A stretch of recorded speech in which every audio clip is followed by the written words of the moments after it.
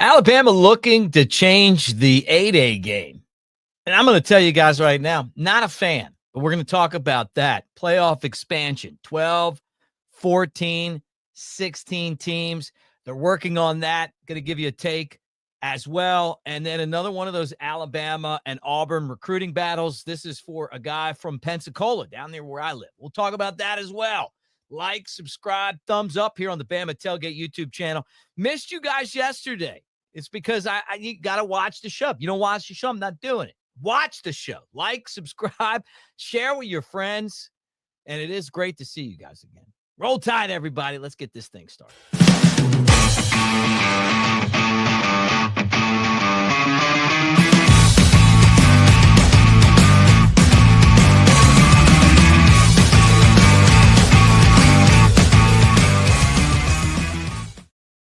What do you say, everybody? Mick Gillespie at Broadcaster Mick on the socials. Boom, there it is. Mick Gillespie at Broadcaster Mick. Come hang whenever you want, and thank you for being here on the show today. All right, let's get into the thing that to me is important, and I know everybody's given their take probably by now on this. I'm giving you mine. Changes to the 8A game. Changes to spring games across the country right now. So I get why there's changes to the 8A game. So you probably know BYU and Minnesota didn't have one last year. They're not going to have one this year. Arizona and Iowa, they're not doing this traditional spring game. Ohio State's going to do a spring showcase. Ole Miss is going to have a Grove Bowl games. You got teams that have just outright canceled these games. Nebraska and USC because they're worried about tampering and the transfer portal. Missouri and Florida State, they have stadium renovations going on. Of course, Bama's going to play at Florida State this year. NC State called theirs off. I'm sure everybody just waiting on NC State's players, and that's why they did it. And then here we are. And Kalen DeBoer, after we had, over 58,000 in Bryant-Denny Stadium. You guys remember when Nick Saban was head coach, we sold the damn thing out for 8A game.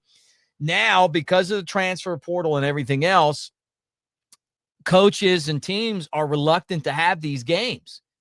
And they're saying now, and when I say that, I mean Kalen DeBoer, that, it's going to be more of a practice, and some scrimmaging, but not much of a game, right? He told On3 that.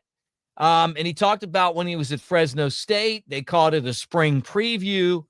And then, with everything that they're apparently dealing with, injuries, that they've modified it for that April 12th contest. So, man, I just, are we really there now? Like, you can't go out and have the 8A game? I mean, are we not going to have beans and hot dogs versus steaks, right? I mean, like, what are we doing? I mean, isn't that kind of tradition? But I guess at the same time, when you got other programs that are going to watch your spring game and they maybe go and, take your depth away, you're kind of worried about that. I don't know. I mean, is this something that they should worry about? It's been part of Alabama football lore for a long time. I mean, you have the spring game, and, you kind of work up to it. We have the quarterback battle this year. Is it going to be Ty Simpson's job? Everybody pretty much has him as the leader in the clubhouse, but we haven't had any practices. Austin Mack, what Keelan Russell's going to look like, but guess we don't really get to know. We're just going to have a practice. Everybody can run around, and, Ole Miss has guys dunking basketballs. I mean, is this really where the things have gotten? Disappointing, because, and I thought last year was pretty cool. I mean, and I was excited about seeing what Ryan Grubb was going to bring to the table, what things were going to look like with this, this change to the offense. Obviously the second year for Kalen DeBoer and a little bit more urgency after a 9-4 season. And apparently, the trend in college football right now is, hey, we're not doing a whole lot. We don't want to show a whole lot. We don't want other teams coming in and taking our best, some of our best talent away, probably like talent as far as like depth goes. But it seems like it's hit Tuscaloosa. And honestly, I think it's a shame, man. I like the crimson versus white. I'm old school. And I guess if they were coming in and buying away your best players, you'd be worried about it. But, man, it became such a really fun thing, and I've been to so many of them over the years. And really, the one when Nick Saban came out and the stadium was packed, right, because we were tired of losing. It was just such a big event that day, and it's kind of held a little prestige with me ever since then. But apparently they're going to make it to one of these things where no one's going to show up to it, and it's not going to be that cool. Now, I mean, it's just kind of what it feels like because everyone's paranoid they're going to lose their players. Now, playoff expansion is being debated right now. And will college football expand to 14 teams or more? Well, I can tell you this, that the SEC is not happy that the ACC got 2 teams in last year. I mean, and they shouldn't be happy. When you play that week of a schedule and you're that week of a conference and you're getting in 2 teams, you get the automatic bid, and then they gave the other bid away. And I think what's happening is that the Big 12 and the SEC are going, look, we need at least 4 because we're playing a real schedule. They're not playing a real schedule. You look at what SMU played. You look at what Clemson played. When they played Georgia, they got hammered, but in their conference, they kind of backed into the championship game and they won it, right? And they got in because of that. But the SMUs and that kind of thing, like, it makes you feel like you need guaranteed bids. Besides that, that's where the money is too. The SEC and the Big Ten are the money makers, right? I've heard that there's a potential that those 2 conferences back out and start their own. Wouldn't that be something? And they may invite the big teams from the ACC, which would be probably Miami and Florida State and Clemson, into the mix. And then the Big 12 might have a couple teams. Yeah, I don't know how this would work, but basically, if it's not done the way they like it, they could just form their own playoff. And it wouldn't be an NCAA playoff. So, it wouldn't matter if teams, they didn't have to stay in there if they didn't want to, It's so interesting right now, and there's so much money on the line. But my take on this is, at this point, just put 32 teams in. I'd rather have some teams that don't belong in than what we had last year, where you had too many teams that didn't belong in and teams that belonged in not in, right? And so to me, it's like, hey, just put everybody in that has, kind of a legitimate gripe. Give us a little more college football. Let's get rid of the stupid conference championship games. They're irrelevant now. And let's just get the playoffs started earlier. And it also felt like, over the course of time that, it just lasted too long. Started a little bit earlier. I don't think that's what's going to happen now, but I think eventually that's what's going to happen. Turn it into just a big tournament and let's see what happens.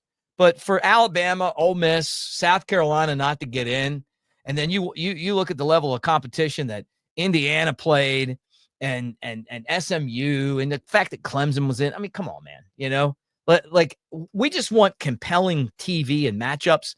And the other thing is, like, you can't be rewarded for playing weak schedules, right? You have to have a balanced schedule. And some of these conferences just don't have that. So an 11-1 record for them really would equal, like, honestly, like a 7-win record in another conference. So I'm all about bigger is better. I wasn't like this, honestly. I didn't want them to expand it in the first place, but now that it's there, just open it up and let's go and give me some more playoff football, because it's going to still dwindle down to the best teams because they're going to win their way where they need to be, and we'll just have football watching that, seeing how that happens.